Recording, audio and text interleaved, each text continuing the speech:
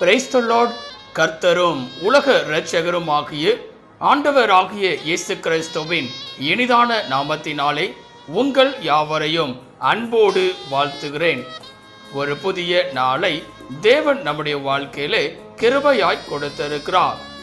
ஒவ்வொரு நாட்களையும் அவர் நமக்கு ஆசீர்வாதமாக கொடுத்து அவருடைய கிருபையினாலே நம்மை தாங்குகிற தேவனாகவும் நடத்துகிற தேவனாகவும் காணப்படுகிறார்.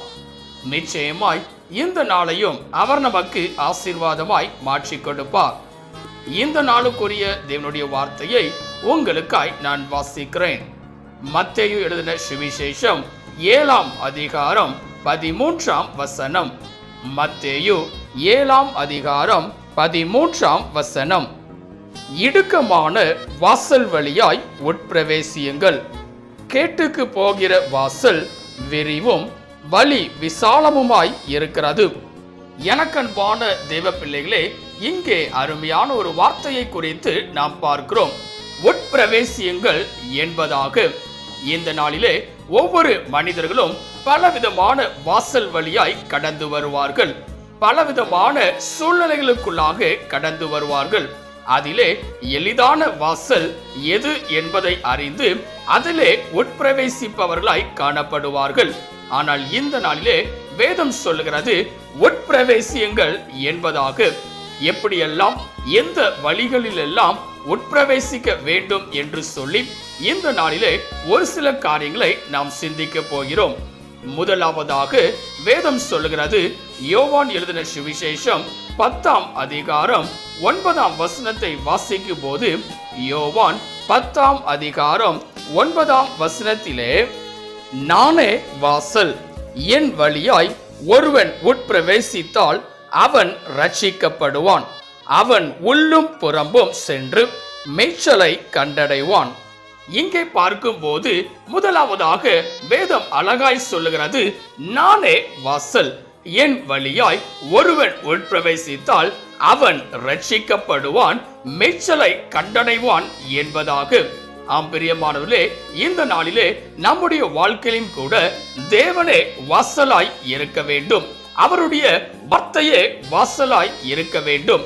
இந்த நாளிலே அவருடைய வார்த்தையை தியானிப்பவர்களாக உட்கொள்பவர்களாய் இருக்கும் போது, அதன் வழியாய் உட்பிரவேசிப்பவர்களாய் நாம் இருக்கும் போது நிச்சயமாய் ரட்சிப்பை, விடுதலையை நம்முடைய வாழ்க்கையிலே காண முடியும். இன்றைக்கு பல மனிதர்கள் ரட்சிப்படையாதபடி காணப்படுகிறார்கள். விடுதலை என்னுடைய வாழ்க்கையில இல்லை என்று சொல்லி பல அங்கலாய்ப்போடு காணப்படுகிறார்கள். ஆனால் வேதம் சொல்லுகிறது, அவருடைய வாசல் வழியாய் உட்பிரவேசிப்பவர்களாய் நாம் இருக்கும் போது ரட்சிக்கப்படுகிறவர்களாய் காணப்படுவோம். அது மாத்திரமல்ல, இங்கே வேதவசனம் சொல்லுகிறது, மேய்ச்சலையும் கண்டடைவான். இந்த நாளிலே அதிகமான விளைச்சலையும் நம்மால் கண்டடைய முடியும். அதற்கு நாம் செய்ய வேண்டிய காரியம், கர்த்தருடைய வார்த்தையை விசுவாசித்து அதன்படி நடப்பவர்களாய் காணப்பட்டு அதிலே உட்பிரவேசிப்பவர்களாய் இருக்க வேண்டும். இரண்டாவதாக, எப்படிப்பட்டதான வாசல் வழியாய் உட்பிரவேசிக்க வேண்டும் என்று சொல்லி பார்க்கும்போது வேதம் சொல்லுகிறது, மீகா 2ஆம் அதிகாரம் 13ஆம் வசனத்தை வாசிக்கும் போது, மீகா 2ஆம் அதிகாரம் 13ஆம் வசனத்திலே, தடைகளை நீக்கி போடுகிறவர் அவர்களுக்கு முன்பாக நடந்து போகிறார். அவர்கள் தடைகளை நீக்கி வாசலால் உட்பிரவேசித்து கடந்து போவார்கள். அவர்கள் ராஜா அவர்களுக்கு முன்பாக போவார். கர்த்தர் அவர்கள் முன்னணியில் நடந்து போவார். இங்கே பார்க்கும்போது வேதம் சொல்லுகிறது, தடைகள் இல்லாத வாசல் வழியாய் உட்பிரவேசியுங்கள் என்பதாக. ஆம் பிரியமானவர்களே, எப்படி இந்த தடைகள் இல்லாத வாசல் உண்டாகிறது என்று சொல்லி பார்க்கும்போது இங்கே வேதம் சொல்லுகிறது, தடைகளை நீக்கி போடுகிறவர் உங்கள் முன்னே கடந்து போவார் என்பதாக. ஆம் பிரியமானவர்களே, ஆண்டவராகிய இயேசு கிறிஸ்துவை நம்முடைய வாழ்க்கையிலே முன்னணியில் வைக்கும் போது, அவர் நமக்கு முன்பாக நடந்து செல்லும் போது தடைகளை நீக்கி போடுகிறவராய் காணப்படுவார். அப்பொழுது அந்த வாசலின் வழியாய் நாம் உட்பிரவேசிக்க முடியும்.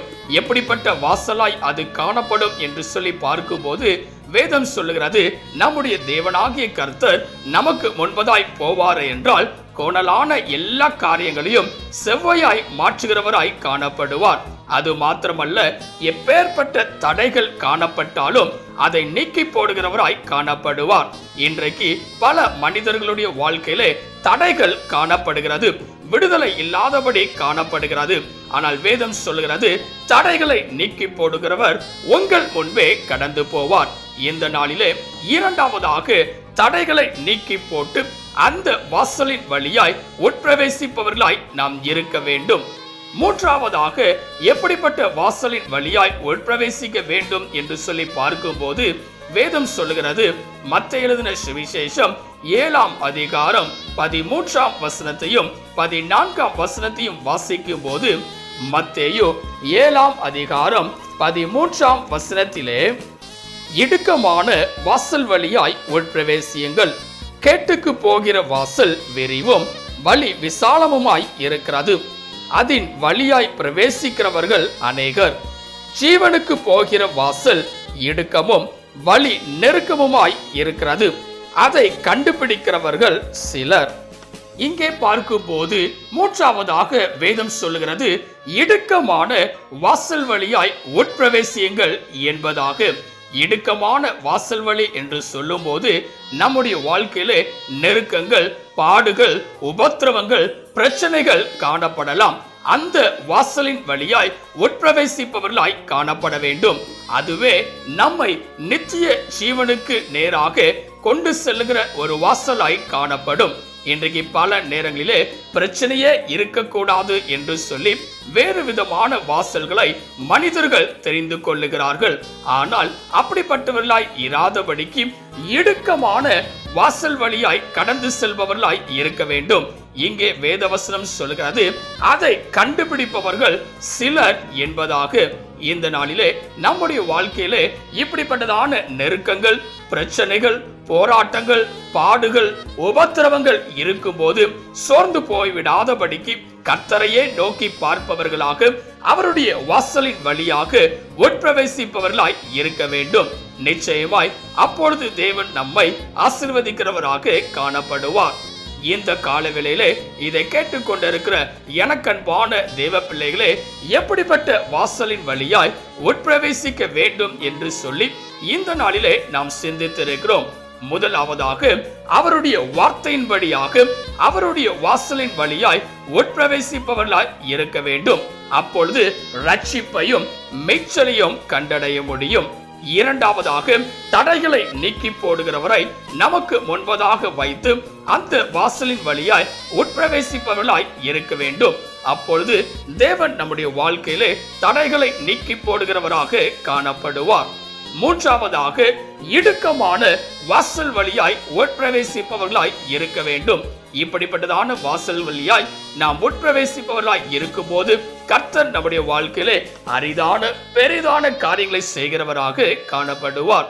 தேவனுடைய கரத்திலே உங்களை அர்ப்பணிப்பீர்களா? செபிக்கலாம்.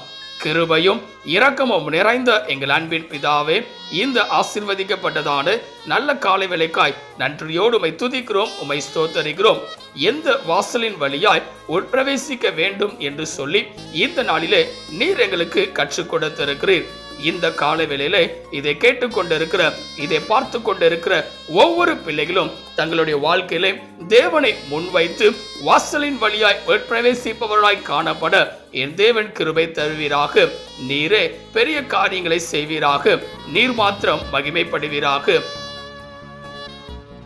இயேசுவின் நாமத்தில் ஜெபிக்கிறோம் எங்கள் ஜீவனுள்ள நல்ல பிதாவே, ஆமென். கர்த்தர் தாமே இந்த வார்த்தையின் மூலமாய் உங்களை ஆசீர்வதித்து அவருடைய வாசலின் வழியாய் உட்பிரவேசிப்பவர்களாய் நீங்கள் இருக்கும்போது உங்களுடைய வாழ்க்கையிலே விடுதலையை காண என் தேவன் கிருபை தருவாராக.